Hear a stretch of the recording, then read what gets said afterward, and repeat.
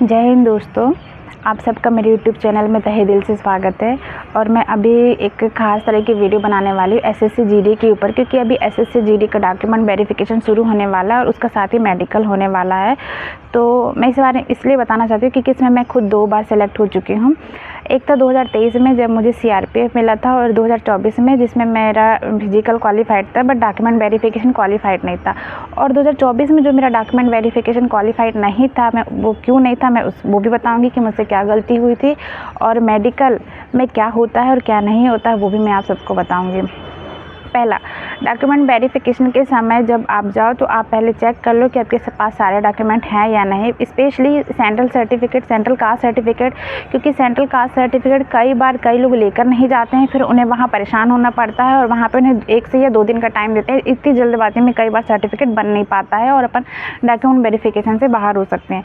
Plus अपना central caste certificate ज़्यादा पुराना नहीं होना चाहिए, वो शायद 1 ईयर की वैलिडिटी होती है। मैंने 2 बार बनवाया था, दोनों बार के लिए। और जो सेंट्रल कास्ट सर्टिफिकेट होता है वो हिंदी या इंग्लिश दोनों में हो सकता है। कुछ लोगों को कन्फ्यूजन होता है कि हिंदी में होता है, कुछ लोग को लगता है कि इंग्लिश में ही होता है। नहीं, दोनों लैंग्वेज में चल जाता है। मेरा हिंदी में था, मैं हिंदी में लेकर गई थी और दोनों पास हो गए थे। दोनों बारी में हिंदी में लेकर गई थी। और जब भी आप वेरिफिकेशन के समय जाओ तो हर डॉक्यूमेंट के 4 से 5 सेट लेकर जाओ, 10 फ़ोटो लेकर जाओ, अपने 10th की मार्कशीट हो, 12th हाई जो भी एजुकेशन है, एनसीसी सर्टिफिकेट हो जिसने एनसीसी किया हो, स्पोर्ट्स सर्टिफिकेट हो जो स्पोर्ट्स से रिलेटेड हो, अपना मूल निवासी हो, प्लस सबसे ज़्यादा ज़रूरी अपना जो एप्लीकेशन फॉर्म, जब अपन एग्ज़ाम के समय जो फॉर्म भरे थे अपने पास वो होना चाहिए, क्योंकि एप्लीकेशन फॉर्म से ही अपनी सारी चीज़ें मैच होती हैं, अपने ओरिजिनल डॉक्यूमेंट से देखे जाते हैं। तो अपना जो एप्लीकेशन फॉर्म होता है वो लेकर जाए। 2024 का समय मेरे एप्लीकेशन फॉर्म में मेरे 10th की मार्कशीट में जो मेरी मम्मी का नाम था उसके अकॉर्डिंग एप्लीकेशन फॉर्म में एक स्पेलिंग मिसिंग थी। शायद मैं ऑनलाइन फॉर्म भरते समय अच्छे से देख नहीं पाई होंगी, इस वजह से उसमें एक गलती निकल आई थी।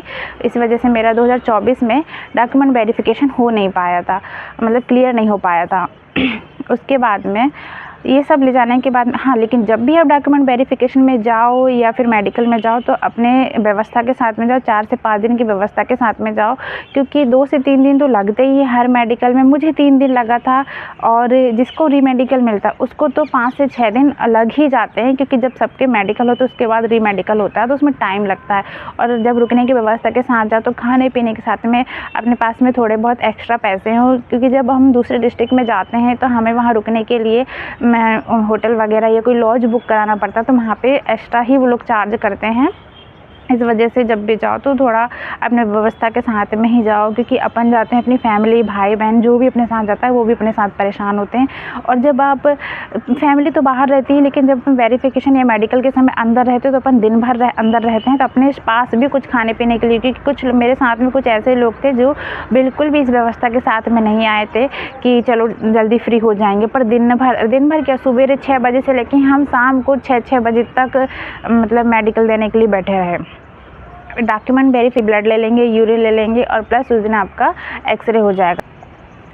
कान को भी मशीन से चेक करते हैं। उसके बाद में अपने मुंह देखेंगे, दांत देखेंगे, प्लस अपने कोहनियाँ देखेंगे हाथों की, फिर अपनी ये उंगलियाँ देखेंगे कि अपनी उंगलियाँ सही है कि नहीं है, अपने पैर देखेंगे, उसमें नोकनी, फ्लैट फुट सब कुछ चेक होगा। उसके बाद में अपनी बॉडी भी चेक होती है, जिसमें अपनी बॉडी में कोई गांठ नहीं होनी चाहिए, कोई ज़्यादा पुरानी चोट नहीं होनी चाहिए। इस तरीके से सारी चीज़ें अपन को खुद आके भी देखेंगे, नचा कर भी देखेंगे, चला के देखेंगे, हर तरीके से वो लोग अपनी बॉडी को चेक करते हैं। अब ये एसएससी जीडी है, इसमें अपन सेंट्रल की जॉब मिलती है, जिसमें अपन सीआरपीएफ, आईटीबीपी कई तरह की जॉब होती हैं, तो इसके चलते अपनी बॉडी में कुछ भी दिक्कतें नहीं होनी चाहिए। और इस वजह से वो लोग अपने इसमें शर्माने वाली कोई बात नहीं है। बॉयज़ हो या गर्ल्स हो, कपड़े रिमूव करा कर ही आपका मेडिकल होता है, तो वो सब अंदर ही होता है प्राइवेटली।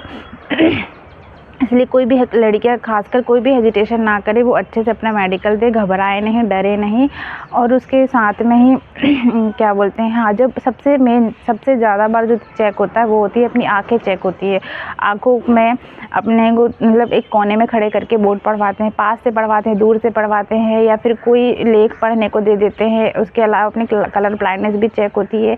इस तरह से भी चेक होता है कि अपने एक आँख में हाथ रखने को बोलते हैं और दूसरी आँख को खुली रखते हैं, बोले एक आँख से पढ़कर दिखाओ। लेकिन आपको ध्यान ये रखना है कि जब आपको एक आँख से पढ़ना होता है तो ये वाली आँख में जो हाथ रहता है इसमें इसके आँख को आपको बंद नहीं करना है, क्योंकि जब दूसरे आँख में हाथ रखवाते हैं और ये बंद रहता है तो अपन को ब्लर दिखाई देता है। इसलिए जब भी अगर आपका, जैसे मेरा इस आँख में हाथ है लेकिन मैंने आँख बंद नहीं किया है, मुझे दिख रहा है, दोनों आँखों को खुली रखना है तो आपको क्लियर दिखाई देगा, क्योंकि इसमें ब्लरनेस आ जाती है और अपन ठीक से देख नहीं पाते हैं। जब भी ऐसा हो तो आप अंदर से आँख खुला रखें और हाथों को थोड़ा सा चिपका के ना रखें, थोड़ा सा स्पेस देकर रखें ताकि अपन को सही से अच्छे से दिखाई दे।